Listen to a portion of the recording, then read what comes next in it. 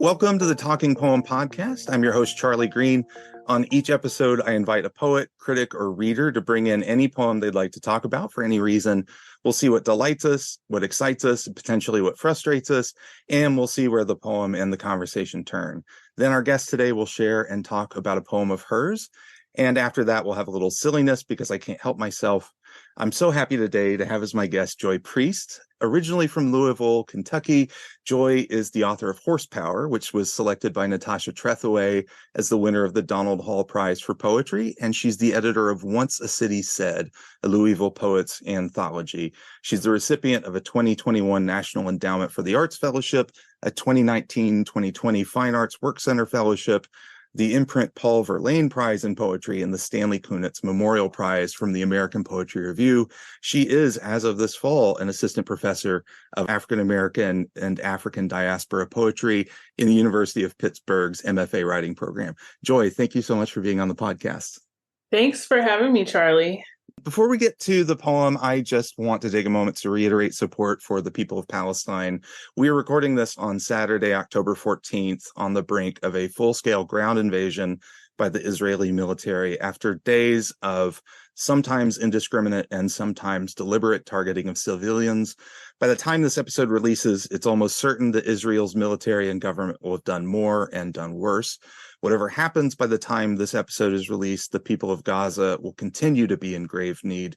If you can, please attend pro-Palestinian rallies and support aid groups like Anera, the Palestinian Children's Relief Fund, and Medical Aid for Palestinians. Links are in the show notes. Joy, is there anything you'd like to add?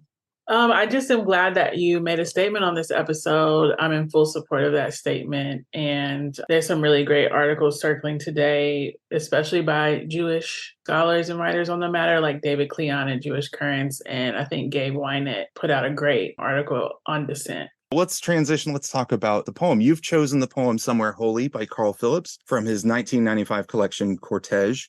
Before you read it, would you like to preface it in any way? I'll just say, I'm perpetually curious around this poem. And I think, that's the reason I love poetry as a genre, is I never feel like I finally have it figured out. And I think that's what leads to its profoundness for me. And that's why I chose it.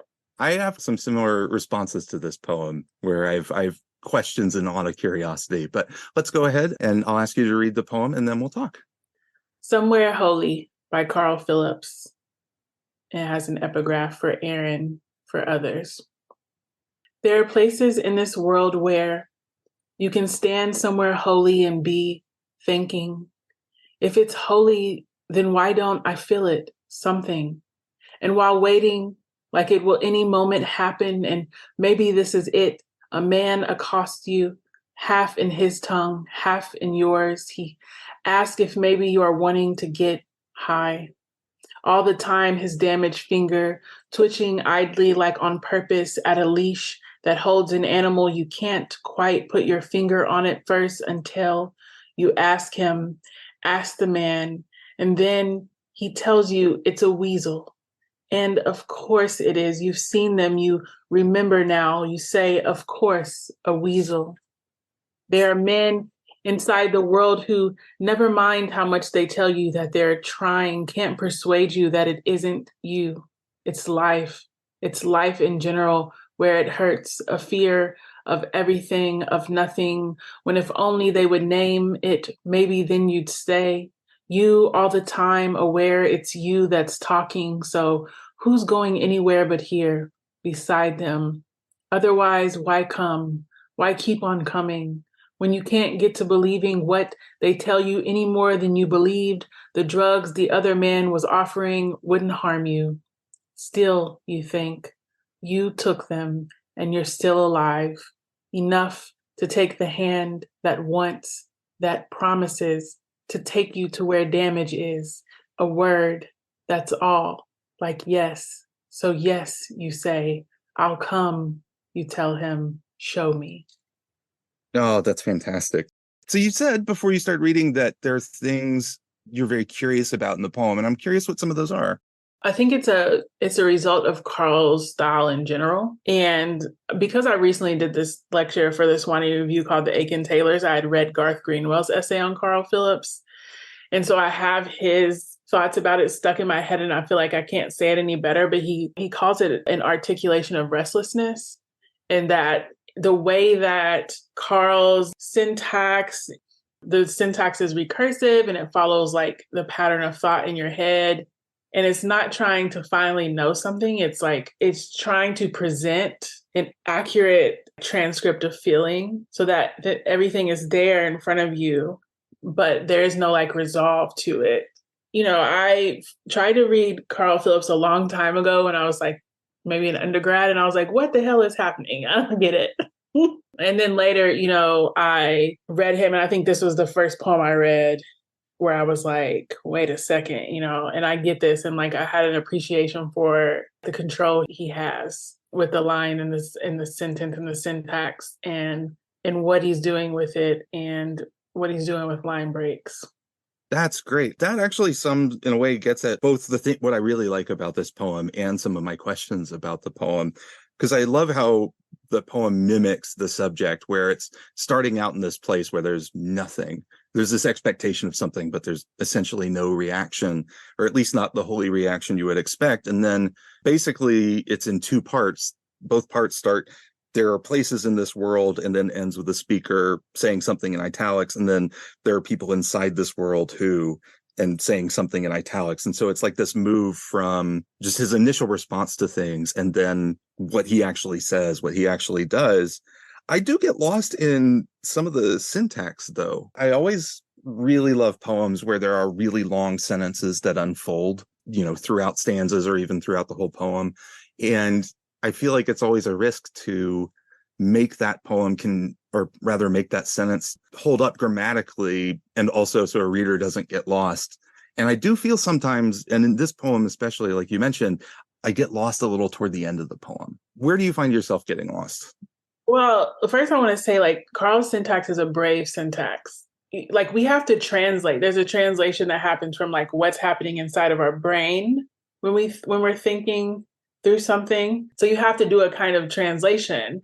And I feel like Carl bravely, and as close as I've seen it done, gets that interior dialogue down. It's like a score of his thoughts. It's rendered in the way that it might come through the mind. It has a capacious effect. What we never think in a linear constructed sentence. That's what writing is, like composition is, right? As you know, I know you've taught many composition classes, probably like we all have. But Carl, the way that he's disrupting and intervening on his own sentences as he constructs the poem, it allows for all of those thoughts at once to come in. There's no resolver, like he never arrives at a final answer or articulation. I think his syntax is resisting that as well. So it can be frustrating and maybe you get lost, but I don't know, maybe it's because I've read this poem like 50 times, but I don't get so much lost anymore because I think I'm not trying to follow so strictly the proper syntactical construction of the sentence, but I'm trying to follow the feeling and not the thought. Does that make sense? That makes total sense to me, because my initial response to reading the poem was the kind of awe at the end that it gets to where it gets. It's not that he gets to the feeling of holiness, but he's gets to this place of continuing to want to be shown and more actively moving toward that. And so I felt this sense of awe. And I find that what you say about translation of thoughts and also the kind of looseness of thoughts is very much his style. I taught his book Speak Now a few years ago when he came to read, and the students were so thrown by that. It was a first year writing class, and they had read, by and large, little to no poetry, and they were very thrown. They're like, why does it move in this way? And I find myself accepting that now with his poems. And also at times, maybe it's the sort of annoying editor part of my brain that never shuts up. There's a time when I want to be able to tie something back grammatically, because I love some of the moves, like can't persuade you that it isn't you. It's life. It's life in general where it hurts. A fear of everything, of nothing. When if only they would name it, maybe then you'd stay. Where the movement, it has that movement of internal monologue. I do want to go back to what you said about the structure of the poem. There are 3 sentences in the poem. The first, there are places in the world where you can stand somewhere holy and be thinking, if it's holy, then why don't I feel it something? The second is there are men inside the world. So we switch from like there are places in the world to there are men inside the world who, never mind how much they tell you that they're trying, can't persuade you that it isn't you. And then the final sentence, still you think, which breaks that pattern that the other 2 set forward, still you think you took them and you're still alive. For me, the first sentence presents the philosophical conundrum of the speaker who wants to feel something. The speaker wants to feel something. Another reason why this poem, I think, was accessible to me when it was is because like I was working through early sobriety. And so suddenly things made sense in this poem. And there's this interaction in the poem between holiness, drugs, and men. And the conundrum the speaker is dealing with is like, I want to feel something. So I've come to somewhere, to a holy place, you know, and there's this turn to men who like can't persuade the speaker. It isn't him. It isn't him that has something inherently wrong with him is the way I'm reading it. The speaker is not convinced of that. And it feels to me like because of the way that that has been paralleled next to the first sentence, that the speaker believes that it is him that is the problem that's preventing him from reaching something holy, from feeling something, from having that ecstatic experience in the world. That's where the drugs come in for me. And I was thinking how the second sentence starts, like there are men in, the first is there are places in, the second is there are men inside the world, almost as if the speaker wants to get outside of the world as a kind of like ecstatic experience. And I'm also thinking about how like addiction or the drug usage is a way to escape, to get outside of the body or the reality that you're in by having an ecstatic experience. It's a way to feel something. Other definitions like I wrote down for ecstasy is mystic self-transcendence, removal of the mind or body from its normal place of function. And obviously there's a drug called ecstasy. So like those 2 sentences for me, not only is there a rhetorical parallel, but they set up a parallel between 2 things that the speaker seek out to try to feel something. I love that. I love the connection to thinking about it in terms of sobriety and drugs, especially that choice, people inside the world is such a fascinating choice. Whenever a poem posits something like that, it also implies the opposite, the outside the world. And it's so interesting because the people inside the world have something reasonable to say to the speaker. It's not you, this is life, this is how it happens. And yet there is still this desire for whatever being outside means. And that's just such a great choice that he makes. And it's so fascinating to me, especially because I did something similar where I wanted to make sure I was reading the sentences outside the poem, and I sort of broke it up into the 3 sentences. And they have that great parallel structure with there are places in this world where you can stand somewhere, there are men inside the world who, and this is a place where the difficult to follow grammar for me is fantastic, because we get the double negative of can't persuade you that it isn't you, never mind how much they tell you that they're trying. And this sentence gets kind of chopped up by commas and pauses in a different way, but it's one that really gets at the complexity of, negation, being outside, being inside. And it's really, really powerful. And I appreciate you, by the way, mentioning your own sobriety in this public space. That's, can be difficult to talk about. And I love it as a lens for thinking about the poem, because I hadn't really thought about it in that way. I've only been kind of speaking about publicly in terms of writing because it's, for me, inseparable. And I feel the same kind of kinship with this poem and maybe with this poet, because in this pursuit to seek things out, and I do want to get back to the craft of the poem, but just a little sidebar, in the pursuit to seek these things out, to feel something as a writer, you have to be able to feel something, you think, to make your art. And there are certain ways that when people are using substances or men or whatever they go to feel something, it's a way to like very quickly manufacture a feeling. you know, but it's kind of like the reason why I bring my sobriety into it is because as a writer, what I've learned in sobriety is this kind of maybe counterintuitive thing, but when you take away the substance or these other addictions, people, food, or whatever that very rapidly manufactures that feeling out of it, you're removing the thing that stands between you and yourself, like you and the work. The syntax may seem messy, but it's really highly crafted, which it makes sense to me because it's like an early Carl Phillips poem. In the second line in the first couplet, you can stand somewhere holy and be. Even something like that, where the line integrity makes its own suggestion. To me, it's like speaking to the speaker's frustration of like, okay, I've come to this holy place and I still don't feel anything. Like, it's supposed to work. Like, you should be able to just go somewhere holy and then be holy. Rather than getting lost in the syntax, there are moments where something surprises me as like, I wouldn't have went there myself. And I don't know why you're telling me that, which then amplifies that thing for me. This one is very rhetorically strategic. And I think those moments are like in the second, one of those moments in the second sentence, I feel like it's sacrilegious to talk about sentences in poems, but the second sentence, I'll just start from the beginning of it. There are men inside the world who never mind how much they tell you that they're trying, can't persuade you that it isn't you. It's life in general where it hurts, a fear of everything. I don't expect where it hurts to be life. It's life in general where it hurts. It isn't you that hurts, or the implication is like the hurt is a new idea. It's a way for a new idea to come into the poem, because the first idea in the first sentence was the speaker wanting to feel something.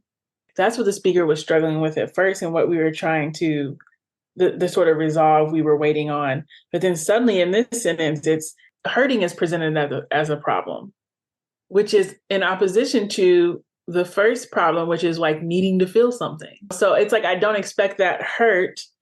Because I didn't expect it, it's amplified to me. And then it draws my attention to, this tension happening between wanting to feel something and then wanting not to feel hurt,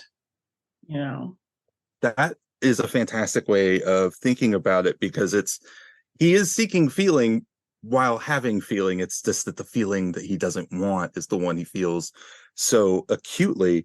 I want to come back to something you said. You feel maybe it's sacrilegious to talk about sentences in poems. I love talking about it, in part to the way you read it earlier, which I really appreciate, is you hit those early line breaks hard, because they do exactly what you're talking about, where they set us up for one meaning and then it gets deeply complicated by the following line.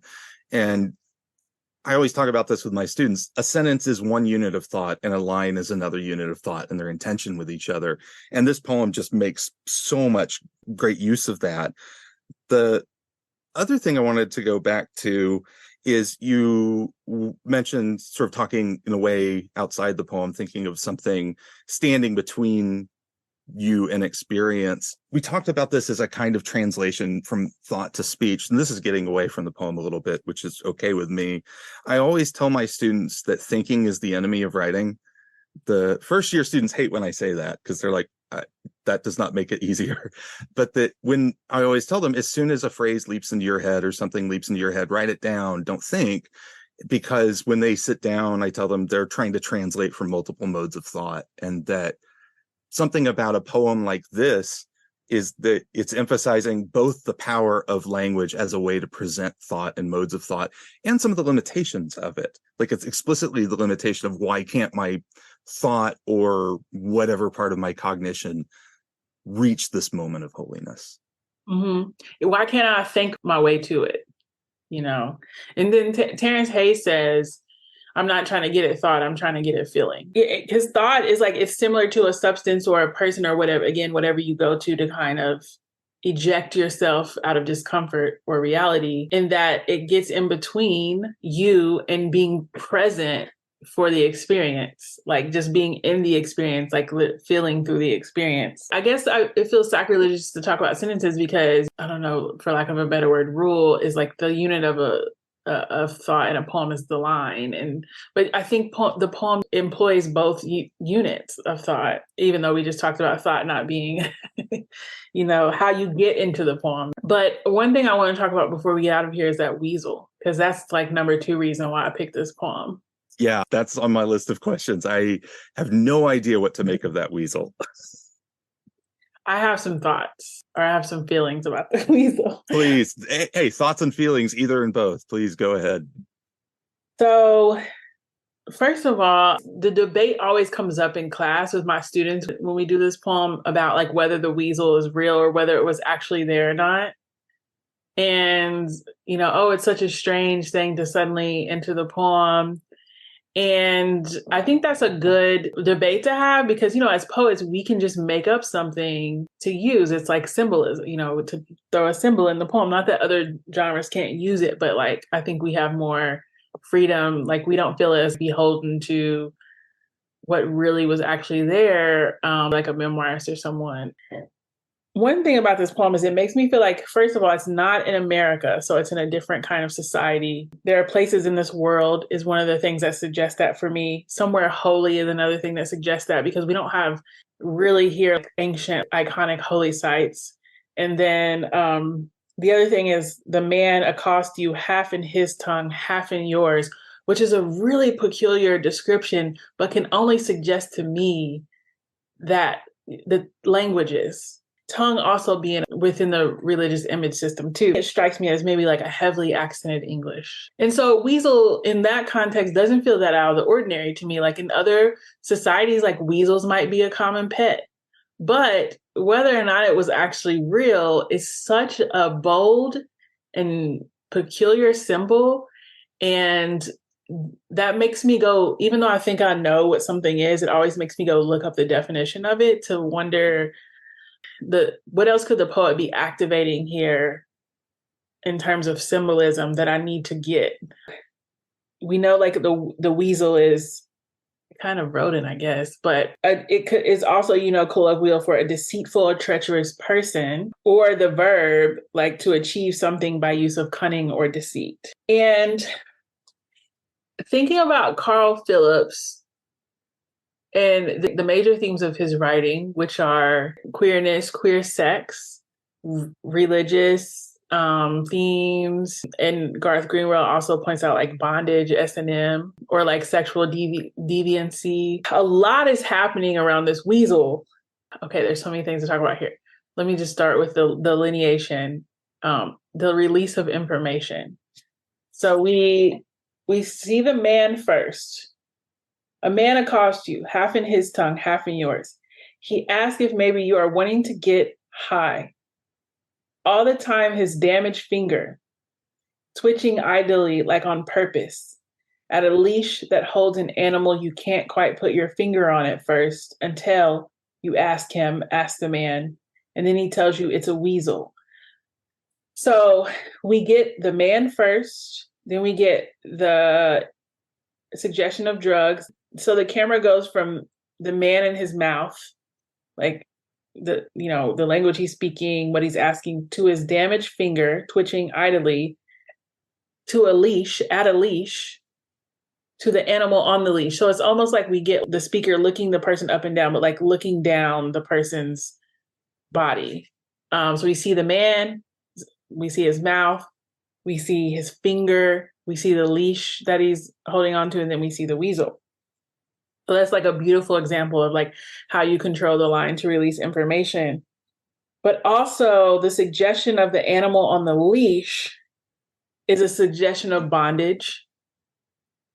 And when I think about the speaker not being able to quite put his finger on the animal, an animal, you can't quite put your finger on it first for some reason. And again, maybe because I've dealt with the embodied experience of addiction, something strikes me as, an animal that you can't quite put your finger on at first, yourself. You ask him, and then he tells you it's a weasel. So do you think, when you think about a weasel as like a deceitful or treacherous person, like who in the poem, you got the speaker, you have the man, who in the poem is like being deceitful? One wants to think, oh, the man, this potentially like foreign person who's suggesting that they use drugs together and has this weird ass animal on a leash.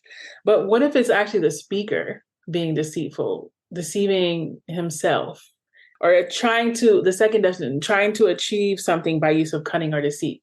What is the speaker trying to achieve in this sentence? He started out trying to achieve to feel something, you know?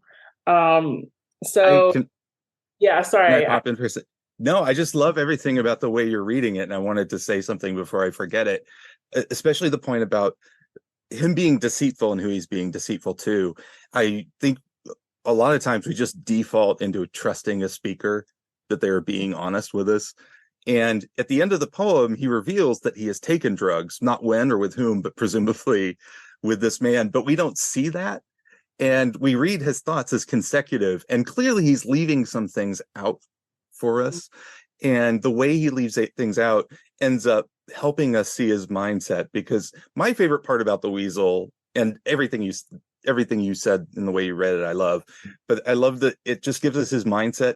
He tells you it's a weasel, and of course it is. You've seen them. You remember now. You say, of course, a weasel. And of course, a weasel is so unexpected. And it tells us exactly where his mindset is, that the weasel is a surprise to us as readers. And for him, no, of course, it's a weasel. Yeah. I know I'm familiar with weasels, and it's right before he goes into there are men inside the world.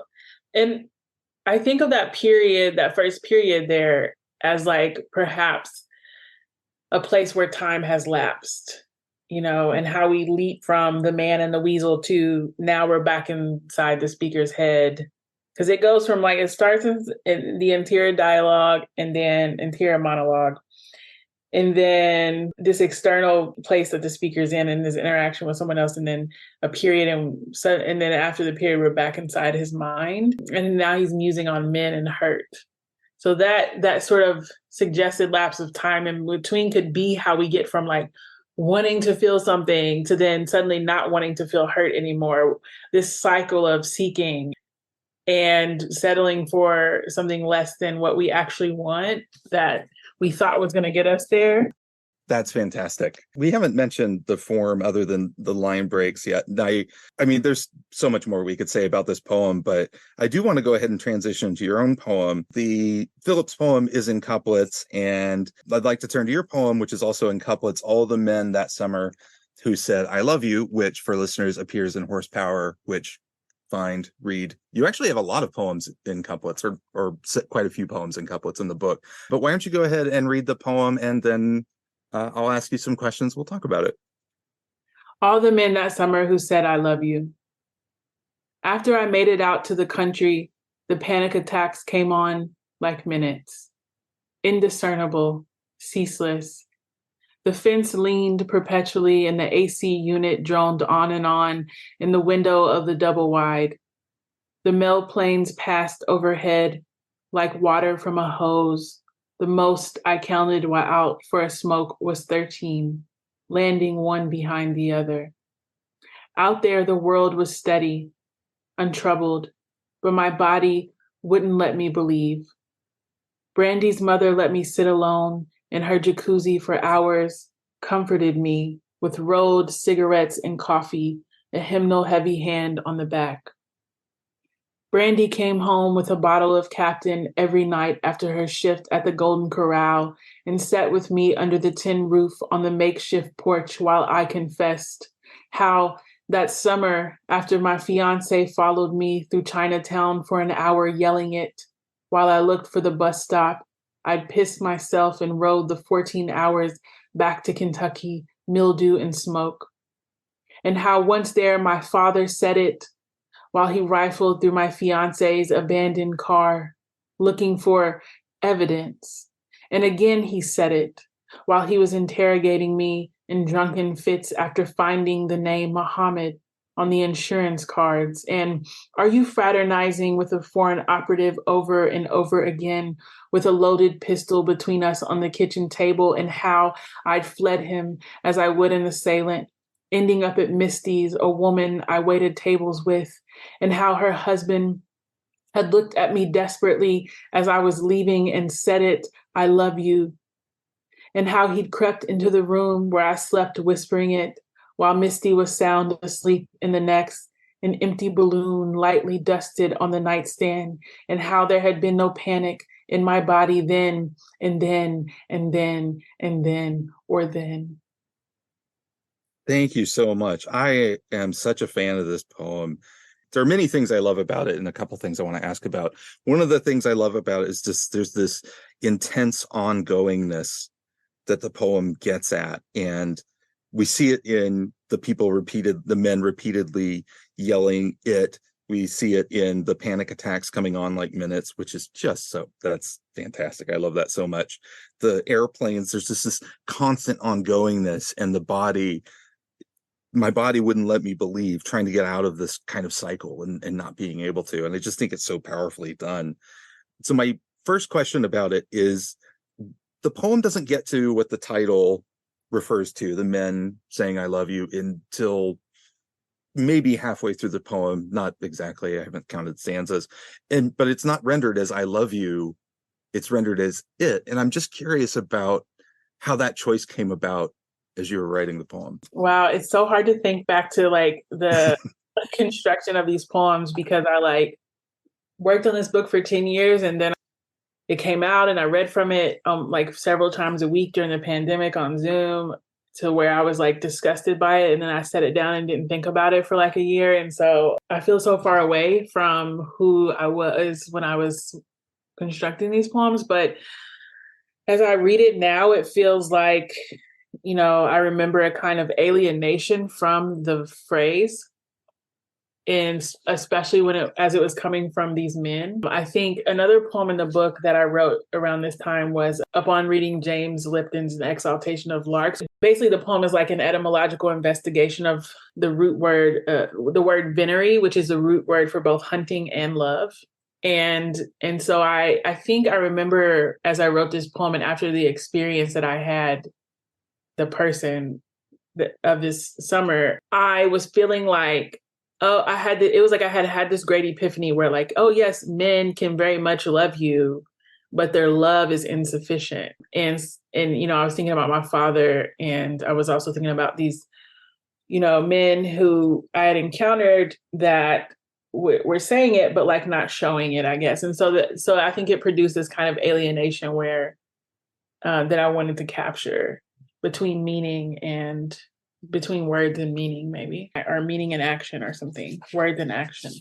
I like that a lot, because in every instance where it's yelled almost as if either a threat or an apology or a kind of reminder that is supposed to, stop you from the reaction that you're having to what seems like threatening situation, but in every instance is a threatening situation. And it gets at the way, and you didn't mention this, and I didn't mention it either yet, that when the word "it" appears, it's always at the end of a line, and it's always in italics with a capital I. And so it has this extra threat built into it. Just on the page, we see the way in which and that alienation from it, I think, is something a lot of people feel from that phrase. The particular contexts here are capture the way in which it can be used, particularly against women, as a kind of threat, as a way to justify certain kinds of threat and violence. And I just think that's really, really powerfully done here. And also as like a thing we've been socialized, like the sort of end we've been socialized towards as women, to like, that's the goal, to like get a man to love you. And men are very aware of that. That's like the ultimate thing that can be held back, and until a moment like this, when you really need to convince someone to stay or whatever the case. I think if I would have used the phrase early on in the poem where the fiance is yelling it, while following the speaker through Chinatown, it could have created some empathy within the reader for the fiance, because I don't reveal what the fiance did for the speaker to be running away. So it could very much look like a romantic comedy, And that's also why I wanted to like cop to the speaker pissing herself afterwards, to like allude to a kind of more sinister thing that had happened between them. And then if I would have used it with the father, it could have had this sort of patriarchal effect, like, I love you, and so I'm doing this to protect you. And so in each of those moments, I felt it was like, I don't want to say it yet. I don't want to use the phrase yet, because there's a way in which that phrase disarms us. In these moments, we're like sort of conditioned to allow certain behavior when it's deployed. And for me, in this it couldn't be denied in the last, I was obviously holding it back to the end, but also because of the situation where it's finally comes into the poem, you can't deny the sort of insanity, I guess, of it being used in that instance. Something else that's insidious about it is that you talk about the way we're acculturated to hear it, that it's also a call expecting a response, that we're so conditioned to saying, I love you too. And I think that's just such a smart choice to have it only be there on the page as I love you in this moment, because it's a moment where he's trying to create something like romance when instead he's creating terror. And basically it's a come on that's trying to find something to match it. He's probably expecting and hoping that I love you back. And so that's just such a great choice. I do apologize for asking you, when you wrote this, because it's so hard to remember. I sent my friend, I've been working on a novel. I sent it to a friend, and he occasionally would text me photos of things he liked in the manuscript. And almost every time I thought, what is that from? Oh yeah, I think I wrote that. And I would go back to the manuscript and double check. Like you can forget what you've written and how and when. So, but I do want to ask about the couplets. You do write, at least in Horsepower, there are quite a few poems in couplets. You also have a knockout sestina, which is so hard to do. I love that poem. But you have a lot of poems in couplets, and this one is in couplets, and also there are these extra spaces between the stanzas. I'm curious, unless the past suddenly reveals itself to you and you remember, how do you think about that now, looking back at the poem, about that choice? Yeah, I thank you for the rephrased articulation of that question. But with that being said, someone recently just asked me the same question about this poem. When I say that, for me, the couplet, maybe similar to the tercet for Kevin Young, like the couplet just feels like such a natural mode for me. I usually draft in couplets. The first draft I do, I just like trying to get it down. But like early drafts, like as I'm like trying to really get that first iteration of the poem down, you can kind of track each thing you release to the poem. And then also like the line, it just works well for me. But, typically now I'll think, well, is couplet right for this poem? In terms of things like, is there a duality happening? Is there a two-ness? But I just feel really comfortable in the couplet. And the extra spaces, that's really the part that the person was asking me about. And I cannot remember exactly why I made that decision, but I think it had something to do with needing space between, one thing this poem is doing is trying to depict PTSD without saying PTSD. Like I'm telling my students a lot, like, don't use the words of therapy, please. Like it's not our language as poets. Like, how do we again, get the feeling of the experience there, not the thought of the experience. And I wanted the reader to experience it with me. And what it, like you said, the ongoingness in the beginning, like what it was like to be removed from the violence, but still my body still reacting to the violence, that wasn't there. When I draft, I read through the poem each time. I needed it slowed down sort of a little bit. Like I needed some space between each aspect of the violence that I let into the poem. And also I think it honestly, like it feels like the planes landing, like the steadiness of the planes landing. I think it maybe introduces a kind of steadiness into the poem. Like it's ongoing, it's gonna keep coming, but it's coming at a steady pace. Like, I don't know. So I think it has to do with, that being said, to wrap it up, I think it has to do with like timing and the rhythm of violence, or the rhythm of the result of violence. I love that, because sometimes formal choices, it feels like we have ways of explaining them, and other times there's just something intuitive about them. It's just like, this is the thing the poem needs, and everything you explain about it makes sense. And it's one of those things that I could have come up with my own explanation as well, and a lot of it would have had to do with pacing and timing, because the other poems in the couplets, this is the one that's very most about sort of the obsessive repetition, trying to get away from it. And so the space makes sense here, and trying to break that repetition. And then that we finally, by the end of the poem, have just the one line, and the repetition goes on. It's just a one line, though. It's in my body then, and then, and then, and then, or then. And I love the and then that final or. That's just fantastic. Last thing I will mention is I love the phrase, a hymnal heavy hand on the back. That's awesome. Thank you for that. So Kentucky for sure. I just wanted to say, I just remembered like having actually experienced the things in this poem in one compact range of time, like this summer. I remember what was going on inside my body, but then trying to externalize it was very difficult because, one, it sounds fucking crazy if you try to tell, how you doing? Like, how you doing? Oh, I just had this crazy summer. Let me tell you everything that happened this summer, And there's, all these things you face, like, oh, people are going to think I'm crazy, or people are going to think I'm just like in a, state of victimhood, or blah, blah, blah, blah, blah. I don't know these things. I don't know why, but those things that go through your mind. And it was like, I really needed to slow myself down as I was trying to capture the experience. There was so much that had happened. So it was also a needing to slow myself down to finally articulate what I had experienced. Also, this poem is after my teacher. I wrote this in a workshop with Samuel Amadon. And it was after his poem. I read his first book called The Hartford Book. He grew up in Hartford, Connecticut. And it was like, I don't know, that book reminds me of like the movie 8 Mile with Eminem. It's a very gritty book. And it's narrative. He doesn't write that way at all now. He writes like, he's a very avant-garde poet. But that one book, anyways, I found it. And the first poem in the book was the one person that winter who said, I love you. So I think when I read that poem, because of it, also sort of just goes through a series of violence that went in a season, and I think that poem like it opened up the way for me to be able to finally articulate this summer. And it was like, I want to say 3 years after that summer.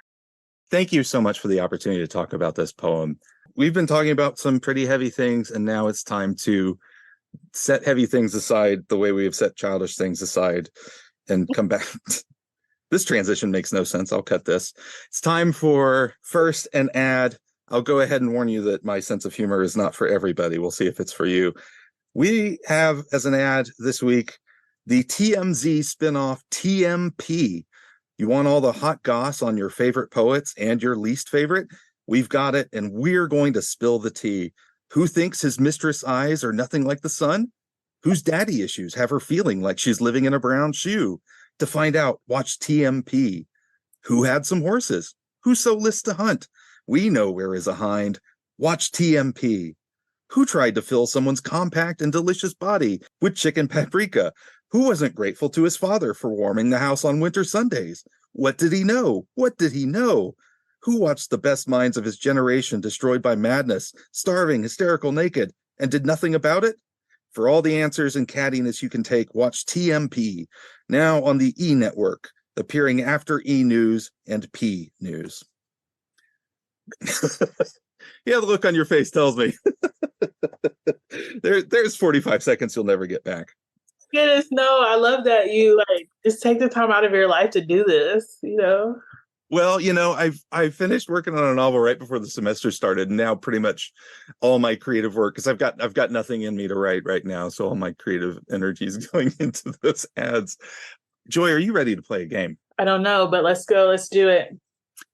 You're from Kentucky. Do you listen by choice to any country music? Yes, I have some in a couple mixes. Yeah, I love I don't like pop country. Yeah. Be like, artful like bluegrass or Americana. Yeah, you don't listen to the hottie in short shorts and jean shorts and here's a beer in the truck. I did that summer though. Oh, okay. Yeah. Well, we don't need to talk about our past musical tastes. I've always had immaculate taste, so we won't go back there. Today, we are playing a game that I am calling Mommas, Don't Let Your AI Grow Up to Be Poets. So, this is a game I've taken the title or the first line of a poem, and I've put it into an AI generator for creating country song lyrics. I'm gonna read you either the title or the first verse or the chorus, and I want you to try to guess the poem. If you'd like a hint after the first clue, you can have one. Joy, are you ready? I think I understand the directions, yes. Okay. Number one, I'm going to read you the first verse. Well, I was sitting in my old front porch swing, southern breeze gently kissing my face. Oh, what a thing. A rocking chair creaking with all the tales it could tell. When out of nowhere, I heard a dreaded buzzing and a yell. Do you have a guess? Is it The Raven? It's not. Let me give you the title. This is the hint. The title is The Buzzin' of Life's Goodbye. I'm not going to be able to guess it. It's I Heard a Fly Buzz When I Died by Emily Dickinson. Maybe now I needed a primer to kind of understand the broadness of the Yeah, that makes sense. Now the rocking chair and all that. Okay. I'll go ahead and say that on every episode I've had to apologize because I cannot figure out the difficulty level of these games, in part because they're so stupid that the difficulty level almost doesn't matter.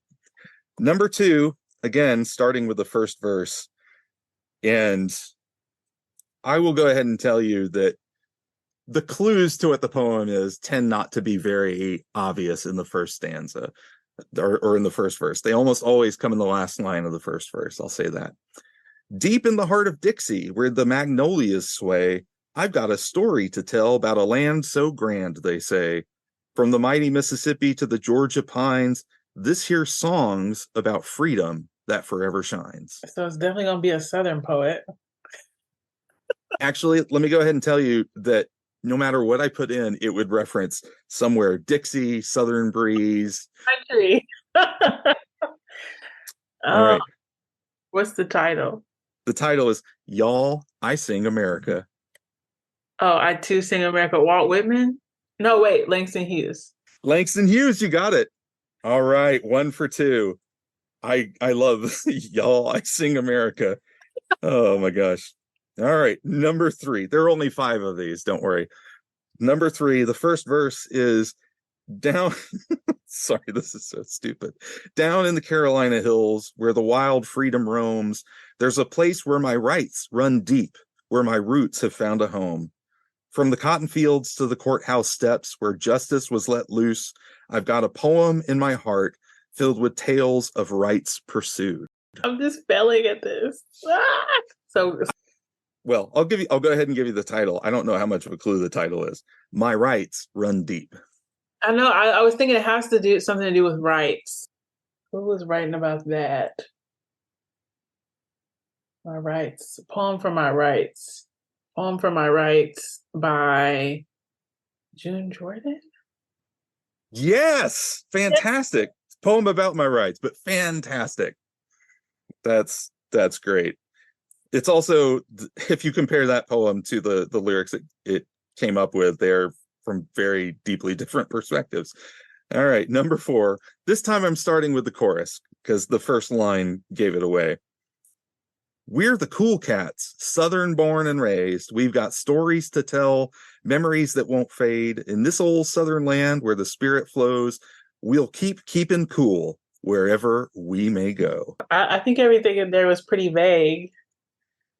Coolness feels specific. You want the title? The title is not going to help you. Well, it might. The Cool Cats of the South. Oh man. Can you say the chorus one more time? How about I give you the first line? This is a good game though. I like this game. Yeah, it tells me a lot about AI and that I don't really need to worry about it yet in terms of writing poems. It's the AI-ness that's so vague. Because that's the thing. That's the reason why I can't be a good poet. Well, part of the difficulty is you can only, on the generator, you can only put in 30 characters. And so I wanted to put in like a stanza from a poem and just couldn't. And in a couple of cases, you can put in half of a line and make that a keyword, and then another half of a line and make that a keyword. And it just didn't work. I'll give you what you said about not being scared of AI is important though, because sort of like what the poet does is like create an original way to say something, and AI is pulling from what's already been said. So inherently. Yeah, exactly. And every time I've shown AI versions of things, usually not poems, my students are always like, that's boring. And those two things are incorrect. So we're the cool cats, Southern born and raised. We've got stories to tell, memories that won't fade. In this old Southern land where the spirit flows, we'll keep keeping cool wherever we may go. Memories fade, cool cats. Yeah, I don't think I'm gonna. All right. You're going to kick yourself when I tell you the first line. We real cool, sipping whiskey by the porch. Cats! Cool! Oh, I felt bad putting some of these in there. All right. Last one, and then I'll have a bonus one that just cracks me up. All right. Number 5. I'm going to give you the title and the first verse. The title is Midnight Train, Lord's Glory. On a dusty porch, rockin' slow, Mama told me about the day, don't you know? Said the good Lord will come again someday, riding on a midnight train, so they say. Well, I just think of Midnight Train to Georgia. Yeah. In my head, I'm going woo woo, and it's not in there at all. It's not Midnight Train to Georgia. That is very, very distracting generation from AI here. You want the chorus? I will say I'm actually a little impressed by the way it interpreted the title I gave it. The chorus is, oh, here it comes, that second coming round. Oh, I'm sorry. No. Here it comes, that second coming sound. Southern souls, let your voice resound. Gather round, sing his story true on that midnight train, Lord's glory for me and you. Not another Emily Dickinson poem, is it? No, it's not. I'll give you a hint. It's an Irish poet. Don't go gently into that good night. No, it is W.B. Yeats, The Second Coming. Oh, see, I don't know Yeats that well, so I just didn't know that one. Don't tell. That makes sense. Well, you got 2 out of 5 correct, so you do win a. Oh no need to feel bad that this game is not designed for people to get the answers. I'm a little sad about the Cool Cats of the South, but I won't hold it over your head. The bonus, I put in Quinceañera by Judith Ortiz Cofer, and it gave me the title Sweet 16 in a Cotton Field, which is hilarious since a quinceañera is for someone's 15th birthday. So anyway, Joy, thank you so much for being here. Before we sign off, just to give you the opportunity to plug something, can you talk a little about Once a City Said, a Louisville Poets Anthology? Oh, yes, I can. Well, I'm really grateful for a review that was recently done in the Poetry Question about it by Ronnie Stevens. And I always say, like, artists, we just make the thing and the critics talk about it. And like, I think that's where you go for the best review of it. But, I taught a workshop for Saraban in 2020, and I'm from Louisville. The city was like, out in the streets and, on the news, no one was from there. They weren't interviewing anyone from there. So I said, let's go ahead and put something together, writers on the ground. And so it was an anthology conceived in the aftermath of Breonna Taylor's murder. 37 poets from Louisville writing poems about Louisville's history, icons, songs, protests, places, lore, anything like that. So it's been doing pretty well to be an anthology, and I'm grateful for all the support. That's fantastic. I love not only the anthology, I love the generation of it. Thank you so much for being here, Joy. Thanks for listening. Have a great day. Read some poems, pet some dogs, and support striking workers wherever you may find them. Bye.